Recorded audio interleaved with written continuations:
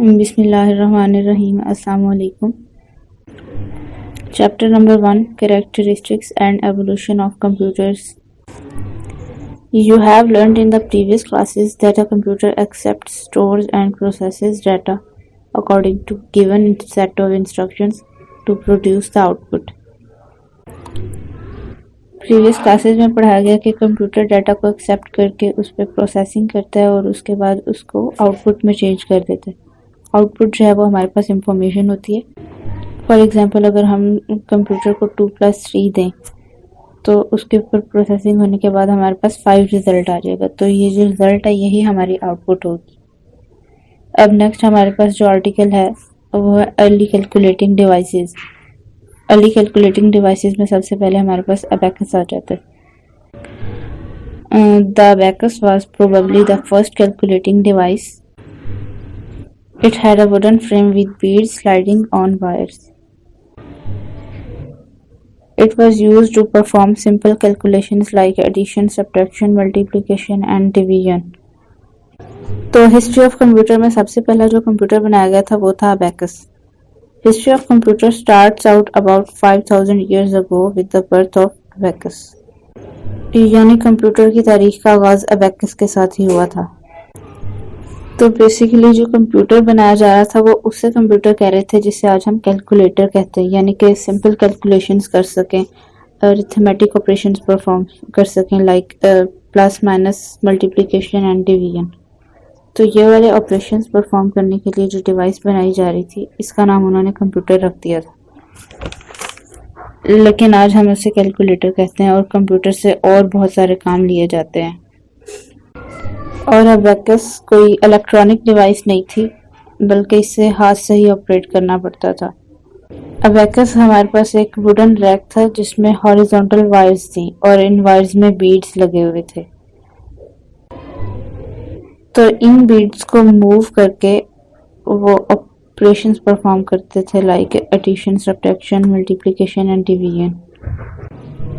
और इस पे कोई ज़्यादा बड़े ऑपरेशंस भी परफॉर्म नहीं किए जाते थे, छोटे मोटे ऑपरेशंस जो कि जिनकी रेंज कम हुआ करती थी वो ऑपरेशंस इस पे परफॉर्म किए जाते थे। अबैकस जो है वो आज भी एशिया और अफ्रीका के मुख्तलिफ ममालिक में इस्तेमाल किया जा रहा है। स्कूल में ब्लाइंड स्टूडेंट्स को अरिथमेटिक ऑपरेशन सिखाने के लिए और नंबर सिस्टम सिखाने के लिए इस्तेमाल किए जाते हैं। अब कैलकुलेटिंग डिवाइसेस में हमारे पास नेक्स्ट नेपियर बोन्स है। इन 1616 sir John Napier made a calculating device named Napier bones. एक बंदा था जिसका नाम जॉन नेपियर था। ये एक स्कॉटिश मैथमेटिक्स था, यानी कि स्कॉटलैंड का रहने वाला था। इसने एक मशीन बनाई थी और वो इलेक्ट्रॉनिक मशीन नहीं थी। जिस तरह आज मशीन कहा जाता है वो इस तरह की मशीन नहीं थी बल्कि अबैकस की तरह ही थी, यानी कि इसको मैकेनिकली ऑपरेट करना पड़ता था। और इस मशीन का नाम भी जॉन नेपियर के नाम पे ही रखा गया, नेपियर बोन्स।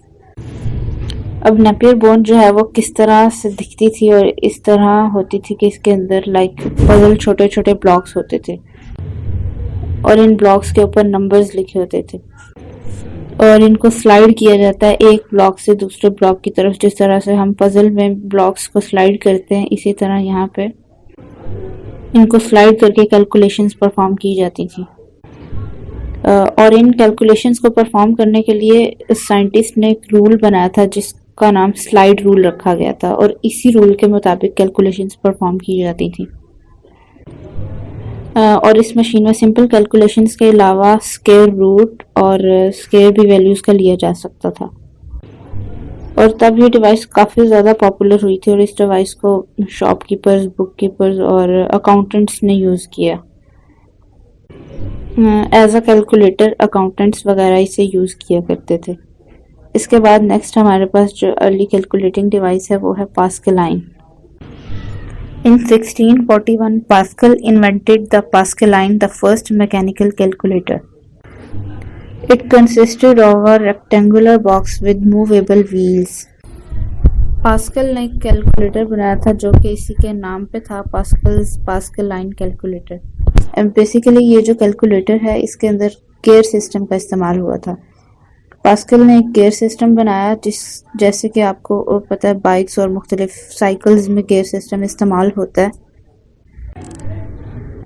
जिसे हम आम जुबान या रफ लैंग्वेज में गरारी कहते हैं। और इसके जो टूथ गियर होते थे वो आपस में एंगेज हुए होते थे।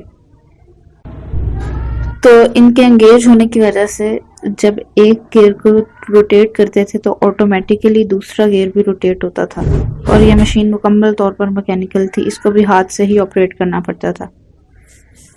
इसमें भी डिफरेंट कैलकुलेशंस परफॉर्म की जाती थी, लाइक एडिशन, सब्ट्रैक्शन, मल्टीप्लिकेशन,